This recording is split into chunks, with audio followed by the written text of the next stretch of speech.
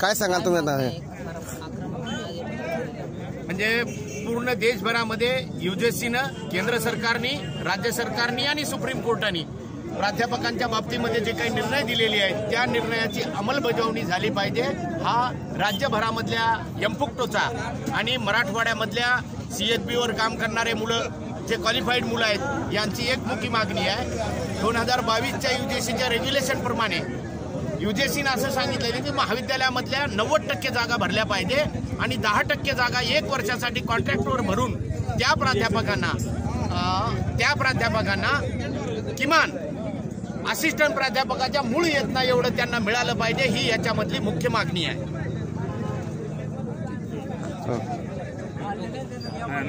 दुसरी, मराठवाड्यामध्ये आमची आज आम्ही या ठिकाणी असं जाहीर करतोय की उर्वरित महाराष्ट्र आणि मराठवाडा याच्यामध्ये जो काही एक प्रचंड बॅकलॉग आहे, या बॅकलॉगच्या अनुषंगानं आम्ही एक थेट मागणी अशी करतोय की मराठवाड्याला येणाऱ्या 50 वर्ष विनाअनुदानित धोरणामधून वगळलं पाहिजे. कारण आमच्याकडे विद्यापीठ 100 वर्षाच्या नंतर आलं. आमच्याकडे रिझर्वेशन आणि शाळा महाविद्यालय हे जवळपास 113 वर्षानंतर आलं. मराठवाडा हा जवळपास 13 महिन्यानंतर स्वातंत्र्य झाला. 1931 सालापर्यंत मराठवाड्यामध्ये मराठी शिक्षणावर बंदी होती. याच्यामुळं मराठवाड्याला येणाऱ्या 50 वर्षामध्ये विनाअनुदानित धोरणामधून वगळलं पाहिजे.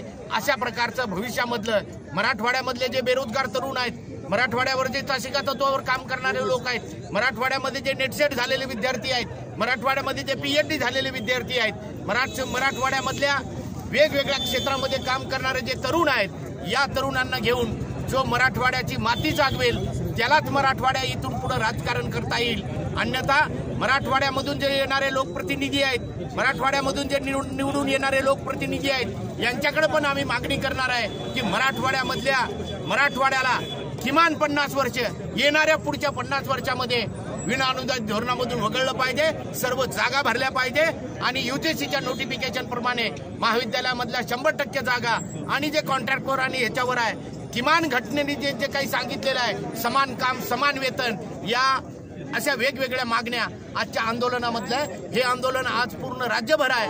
आपल्याकडे आज 17 तारखेला आहे, परंतु महाराष्ट्रामध्ये 16 तारखेला होतं. 17 तारखेला आपण याच्यासाठी हे आंदोलन ठेवलं कारण काल धाराशिव येथे जे डॉक्टर बाबासाहेब आंबेडकर विद्यापीठाचं जे सबसेंटर आहे, याचा वर्धापन दिन होता आणि त्याच्यामुळे या ठिकाणी कुलगुरू आणि संबंधित अधिकारी कोणीच नसल्यामुळं आज डॉक्टर बाबासाहेब आंबेडकर मराठवाडा विद्यापीठावर आज 17 तारखेला हा मोर्चा आयोजित केलेला आहे. या मोर्चामध्ये 4ही जिल्ह्यामधले बेरोजगार तरुण, CHBवर काम करणारे प्राध्यापक आणि वेगवेगळ्या महाविद्यालयामध्ये बामुक्तोचे जे लीडर्स आहेत, हे सर्व या मोर्चामध्ये आज सामील झालेली आहेत.